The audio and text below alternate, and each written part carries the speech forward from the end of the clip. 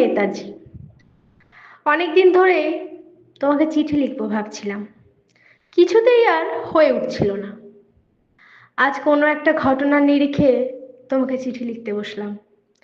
ছেলেবেলায় আমাদের দোতলার ড্রয়িং রুমে তোমার ছবি, জন্মদিনে পেতাম বই, সেখানেও তুমি। বাবার গল্পে তোমারই বীরত্ব, দেখতে দেখতে শুনতে শুনতে ক্রমে আমিও তোমার ভক্ত। বাবা বলতেন ইন্ডিয়ার আর একজন নেতাজির দরকার ছিল। মা গাইতেন বীর সুভাষের মহান দেশ। দাদু বলতেন ছেলেটাকে ওরা শেষ করে দিল। ঠাম্মার চোখে তখন আঁচলের খুঁট। এইসবের মধ্যে বড় হয়ে ওঠা আমিও কেমন একটা ঘোরের মধ্যে থাকতাম। ভাবতাম পারতে তুমি, সব সব পারতে। যদি আর একবার একবার আমাদের মধ্যে তোমাকে পেতাম। আজ উত্তর 40-এ আমার একই ঘোর।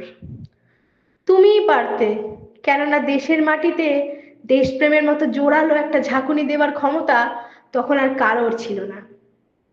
এখনো আছে কি? তোমার হারিয়ে যাওয়ার পর দেশে কত কমিশন বসেছে, ভারতের পূর্ব পশ্চিম উত্তর দক্ষিণ।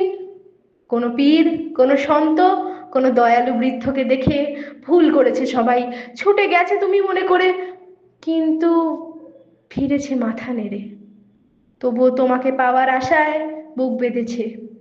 তুমি তো শুধু বোস পরিবারের নও, গোটা ভারতবর্ষের মণিকোঠার হীরক তুমি, যার আলোর শুদ্ধতা কালোকে সাদা করতে পারে। এই বিশ্বাসে ভর করে সবাই ভেবেছিল তুমি আসবে, আসবেই, কিন্তু এলে না যে। কেটে গেল অনেকগুলো বছর, পেরিয়ে এলাম জীবনের অনেক গলি খুঁজি। তুমি এখন বিমানবন্দরে, সভা সমিতিতে, রিসার্চ ব্যুরোতে, এমনকি ছেলের নামকরণেও। শুধু যেন হৃদয়ে দোলা দেয় না। জানো, তোমার জন্মদিনটা এখন সবাই ছুটির দিন বলে আয়েশ উপভোগ করে কাটিয়ে দেয়। আর ছেলেরা, তারা তো এখন দেশ থেকে বিদেশের খবরে বেশি আগ্রহ রাখে। আর মেয়েরা, তারা স্বাধীনতার ভেলায় চড়ে হতচকিত। শুধু মাটি কাঁদে, সেই কান্না যেন ভূমিকম্প, খরা, এলনিনো, বন্যা হয়ে চারিদিক ভাসিয়ে দেয়। এখনো অভিমান করে শুয়ে থাকবে রেনকোট দিতে? আজ যখন ঘাড়ের ওপর নিঃশ্বাস ফেলছে AK-47, রক্তের হোলি খেলা ধর্মের, তখন শোনাও তোমার সেই আওয়াজ, আমি সুভাষ বলছি। মেয়েটা দৌড়ে এসে বলবে, মা মা, দেখো উনি এসেছেন। পাশের বাড়ির মেসোমশাই ডাকবেন জানলা দিয়ে, বৌমা, আমি বলিনি উনি ফিরে আসবেন?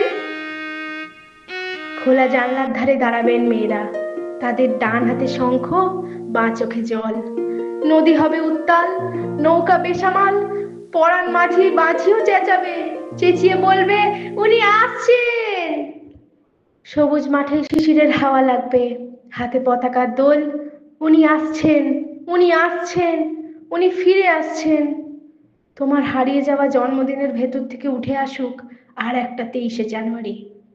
আজ স্বাধীনতার ঠিক আগের মুহূর্তে দাঁড়িয়ে তোমাকে আমার এই চিঠি, প্রণাম নিও। ভালো থেকো নেতাজি, খুব ভালো থেকো। কবিতার নাম প্রিয় নেতাজি, কবি শুভ্রা ঘোষ, কণ্ঠে আমি।